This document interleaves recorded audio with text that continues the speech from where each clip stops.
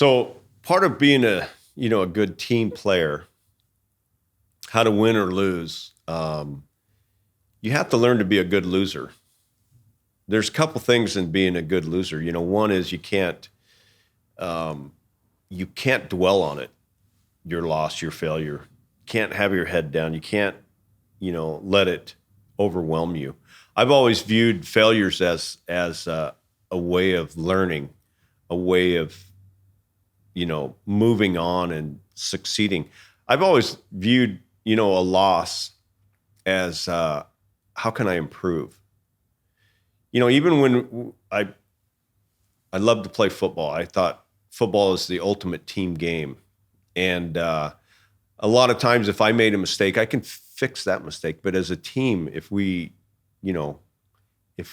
screwed up as a team, if we weren't all in and we lost the game, as a leader, I was always like, all right, what's up? How can we improve? How can we change?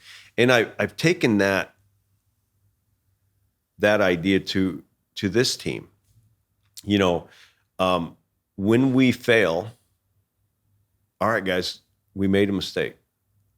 What are we going to do? We're going to sit here, hold our head down. We're going to, sob and cry. How are we going to improve? And that is important as a team to go, let's reflect. Let's think about it. How can we improve? How can we change and not make that same mistake again? And it's not just, again, for getting a lot of gold, but it's also keeping everybody safe. Because there's a lot of times when, we do make a mistake. Just this year, I'll give you a good example. I jumped in an excavator. I was loading the haul truck. I jumped in, and Jason had to go do something. So I jump in and I take over. Well, normally you do it almost like you go down this way and then you move over and you come back and you're digging. And we were digging about a 5 foot deep and loading the haul truck, and he was on the lower level. And so Jason jumps out of the excavator. I jump in and I load the truck. Truck leaves. And before I swung to see where I'm going, I just backed up. And there's about a 5 foot drop. That excavator went over backwards, almost tipped it over. And I was like, holy smokes, that was a close call. And again, we all went over it. We stopped and we're like, that was a close call. Could have tipped that thing over. Could have been a huge mistake, cost us a lot of time, a lot of money.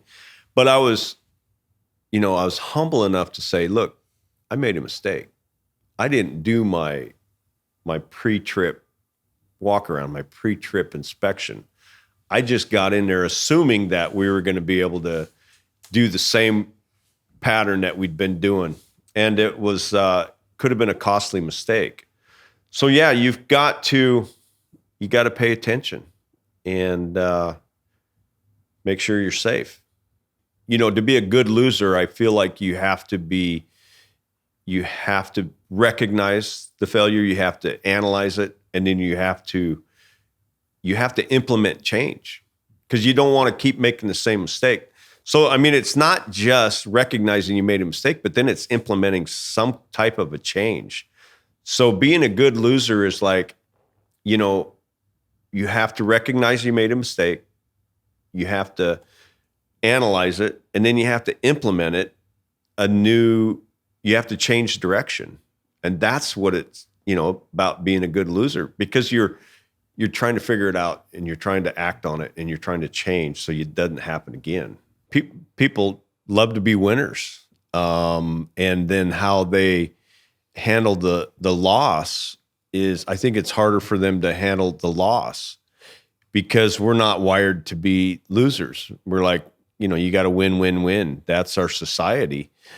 I feel like, I love to read autobiographies, and I look at people like Henry Ford. He failed twice in business, and then he built one of the largest car producing companies in the world in history, because he looked at those failures and turned from, those failures into success. I mean, you look at Bill Gates and Paul Allen. They dropped out of college. Somebody, you could have looked at them when in their early 20s and going, those guys are failures. And the number of failures that they had in order to become successful. I read Steve Jobs' book. If you look at him from a successful standpoint, from the world's standpoint, he was very successful. But boy, he had a lot of failures along the way. And he walked over a lot of people. And then a lot of times if you view success only from the standpoint of monetary or from money or the amount of gold we get, I don't think that's the proper way to look at success. I remember the first year, I think it was the second year on Gold Rush. We got 87 ounces of gold. And one of the producers asked me, do you feel bad because you didn't hit a 100-ounce goal? Do you feel like that was a failure? And again, you look at success in different ways. We failed at getting 100 ounces. That was our goal. We failed there. But the success that we had along the way was we built a team. We built a team that can mine successfully. We prepared and we set ourselves up for success the next season. So if you looked at it strictly from the money perspective, the amount of gold we got, we failed. But in my opinion, as a leader, I was like, no, we were successful. We built a team. We stuck together. We finished what we started, and we're going to be better next year. I feel like that's a good loser because we learned from our mistake. We're going to do better, and we prepared for the next phase of, putting this team together. So yeah, we failed reaching our goal, but we were hugely successful, in building a team and preparing ourselves for the next season.